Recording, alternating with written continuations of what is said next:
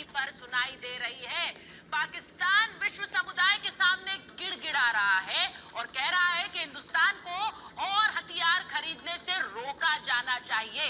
शायद पाकिस्तान भूल गया है कि कोई भी जंग हथियारों से नहीं, हिम्मत और हौसले से जीती जाती है और इसीलिए आज तक पाकिस्तान हर जंग हारा है। ऐसे में राफाल से क्यों डर गए इमरान? इसी पर आज की महाभारत। पहले ये रिपोर्ट। राफाल आया, आतंकिस्तान घबराया। देख राफेल की उड़ान, गिड़गिड़ाए इमरान, उधर जाओ पाकिस्तान, नहीं तो होगा काम तमाम।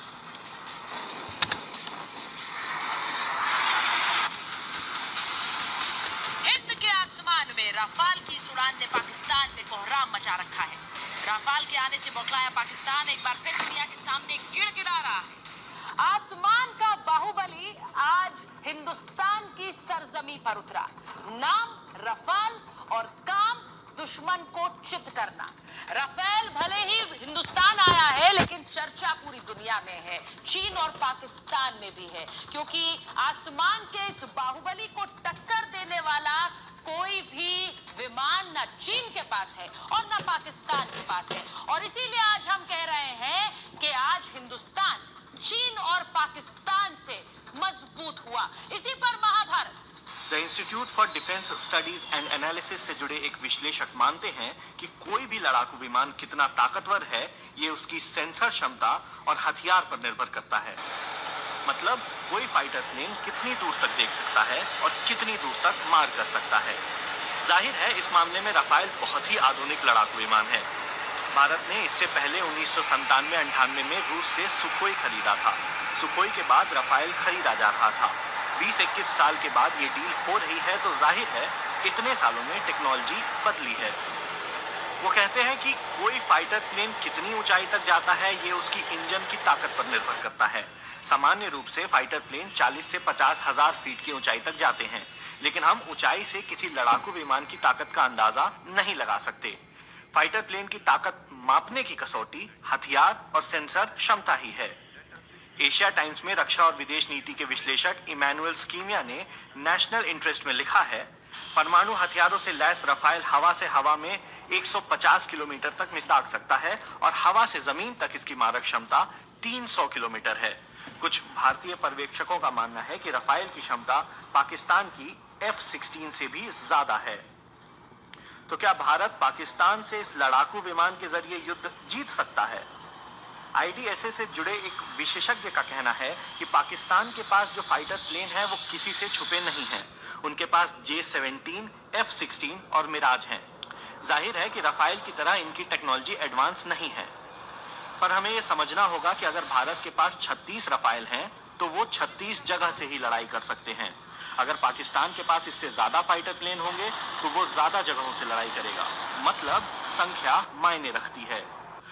हालांकि 1999 से 2014 के बीच पाकिस्तान ने अपनी क्षमता को बढ़ाकर 100 किलोमीटर तक कर लिया, जबकि भारत इसी दौरान अपनी पहुंच 60 किलोमीटर तक ही बढ़ा पाया। मतलब हम लोग अभी खतरे में हैं। पाकिस्तानी लड़ाकू विमान हम पर हमले करेंगे तो हम पलटवार नहीं कर पाएंगे। राफेल आने के बाद हमारी पहुंच 150 किलोमीटर तक हो जाएगी। रक्षा विश्लेषक राहुल बेदी का कहना है कि राफेल से भारतीय एयरफोर्स की ताकत बढ़ेगी, लेकिन इसकी संख्या बहुत कम है और 36 राफेल अंबाला और पश्चिम बंगाल के हासीमारा स्क्वाड्रन में ही खप जाएंगे। वो कहते हैं कि 2 स्क्वाड्रन काफी नहीं है। भारतीय वायुसेना को 42 स्क्वाड्रन आवंटित हैं और अभी 32 ही हैं। जितने स्क्वाड्रन हैं उस हिसाब से तो लड़ाकू विमान है ही नहीं। हमें गुणवत्ता तो चाहिए ही, लेकिन साथ में संख्या भी चाहिए। अगर आप चीन या पाकिस्तान का मुकाबला कर रहे हैं, तो आपको लड़ाकू विमान की तादाद भी चाहिए। वो कहते हैं चीन के पास जो फाइटर विमान हैं, वो हमसे बहुत ज्यादा हैं। राफेल बहुत एडवांस है, लेकिन चीन के पास ऐसे फाइटर प्लेन पहले से ही हैं। पाकिस्तान के पास F-16 है, वो भी बहुत एडवांस है। अभी भारत के सभी 32 स्क्वाड्रन पर 18-18 फाइटर प्लेन हैं। एयरफोर्स की आशंका है कि अगर एयरक्राफ्ट की संख्या नहीं बढ़ाई गई, तो स्क्वाड्रन की संख्या 2022 तक कम होकर 25 ही रह जाएगी और ये भारत की सुरक्षा के लिए खतरनाक होगा। रक्षा विश्लेषक गुलशन लूथरा बताते हैं कि पाकिस्तान को हम लोग हैंडल कर सकते हैं, लेकिन हमारे पास चीन का कोई काट नहीं है। अगर चीन और पाकिस्तान दोनों साथ आ गए तो हमारा फंसना तय है। भारत और चीन 1962 में एक युद्ध कर चुके हैं। भारत को शर्मनाक हार का सामना करना पड़ा था। अब भी दोनों देशों के बीच सीमा का स्थायी तौर पर निर्धारण नहीं हो सका है, लेकिन इसकी कीमत को लेकर आलोचना हो रही है। राहुल बेदी भी कीमत को लेकर कहते हैं कि ये डर का कारोबार है जो थमता नहीं दिख रहा। उनका कहना है कि भारत ने अरबों डॉलर लगाकर राफेल खरीदा है। संभव है कि इसका इस्तेमाल कभी ना हो और लंबे समय में इसकी तकनीक पुरानी पड़ जाए और फिर भारत को दूसरे फाइटर प्लेन खरीदने पड़े। राफेल से चीन और पाकिस्तान को डर लगने की बात पर राहुल बेदी कहते हैं, चीन को तो कतई डर नहीं, लेकिन पाकिस्तान के बारे में मैं पूरी तरह से हाँ या ना नहीं कह सकता। अगर 72 राफेल होते तो पाकिस्तान को डरना पड़ता, लेकिन 36 में डरने जैसी कोई बात नहीं है।